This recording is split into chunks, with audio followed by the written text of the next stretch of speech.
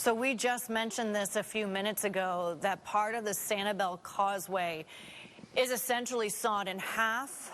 Gage Goulding was able to get there and bring you live images from the Sanibel Causeway.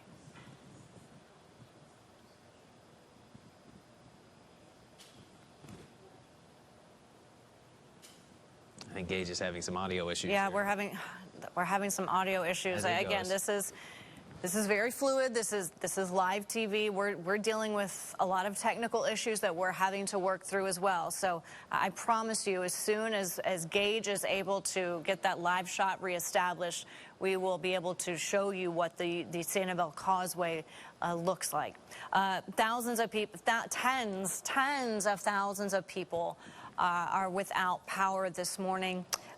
We just crunched the numbers. These are updated numbers. This says as of 1 a.m. I know that we were getting some other updated numbers.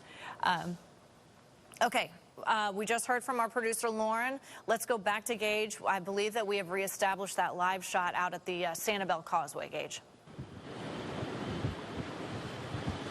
We're standing on the Sanibel Causeway right now where winds are still picking up, but that measures to nothing compared to what we are seeing right now.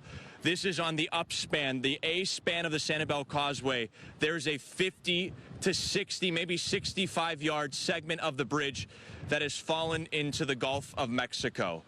We received some reports about this earlier on in the morning, in the early morning hours, but we were just first able to access this area, actually walking up to this area with Captiva firefighters that had no idea that this was going on right now. This bridge has fallen into the Gulf, and I want you to know that we're being as safe as possible, but want to give you the best view as possible. My photographer, Paul Kost, can you look at this lamppost right here? It is about eye level to us, and the base of the lamppost is actually in the Gulf waters.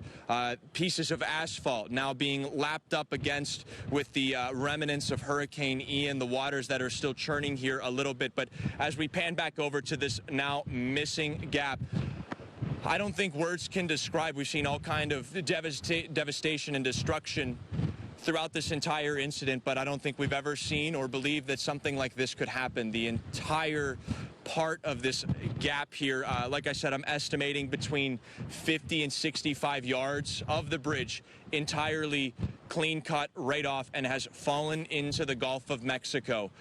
This brings a lot of questions. What happens for the people still on Sanibel? What happens for the people that need to get to Sanibel, like those firefighters? What happens now? A lot of questions that I'm sure a lot of people are looking to get answers to, but right now, this certainly is not a safe scenario. This is a worst case scenario. Our meteorologists, excuse me, have been talking about worst case scenarios all week. The what ifs, what could happen, and I'm not even sure this was drawn up in the playbook. That this bridge, the bridge that has taken so many of us and so many of our family and friends and visitors here in Southwest Florida to the Paradise Coast, now has fallen into the Gulf of Mexico. I know that maybe there's some questions that the anchors have. Is there anything that I can answer right now? I know the information is limited, but is there anything I can answer right now? Gage, I have a question for you. I saw some images of the road leading up to the toll plaza as well. Describe for us what it looked like as you were getting to the causeway. I'll be honest with you, it was a trek. My team and I, we have several reporters that joined us and photographers that joined us for about a 3/4 of a mile, maybe even a mile hike to get to where we are right now. The road, destroyed is the best way to say it. That's washed out on some ends. Giant chunks. When I say giant, I don't use the word lightly. I'm talking about massive, several yard, maybe 10-yard long chunks of asphalt that I could only imagine weigh several tons, disheveled. And, you know, on the lane actually leaving the island, so I would guess that would be the eastbound lane, actually covered in sand. At one point we thought it was the beach. It's indescribable. If you frequent Sanibel, if you come over this toll bridge, you know what I'm talking about. This is a very scenic byway now, totally destroyed. The road coming up past the Shell Point area, if you're familiar with this area, past Shell Point is destroyed. It's impassable. We couldn't drive our news vehicles up here, and I certainly wouldn't recommend to anybody at home. I know this is a sight to be had. but do not attempt to even try to come to this area. It's dangerous. This structure is dangerous. The firefighters, like I said, only a picture could show their faces whenever they walked up the camera and saw what you're seeing on your television right now, or if you're listening over the radio, what you are hearing right now, a 50 to 65 yard section of the A span of the Sanibel Causeway Bridge destroyed, fallen into the Gulf of Mexico. I know we're on a little bit of a delay here with cell phone services and whatnot here in Southwest Florida. Is there any more questions I'd be happy to answer for the anchors that you have right now?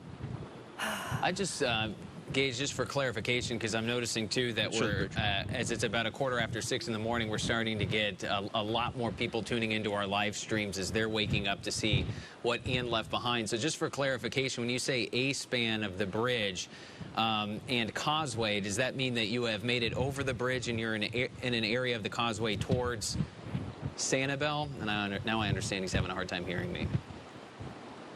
From what I understand, that's what the producer just told me.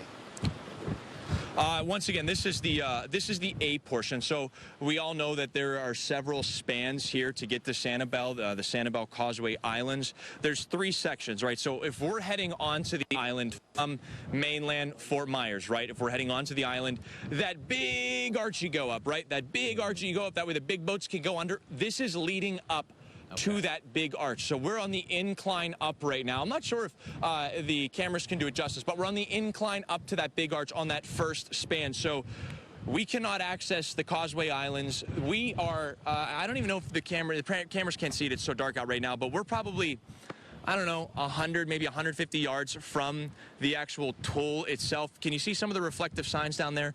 Kind of give you a perspective. I know we're working against the nighttime elements here, but we are just after the toll plaza. As soon as we were walking through the toll plaza, we kind of saw what we were looking at. Let's look at this again. And I want to show, can you show the ground how it crumbled away safely?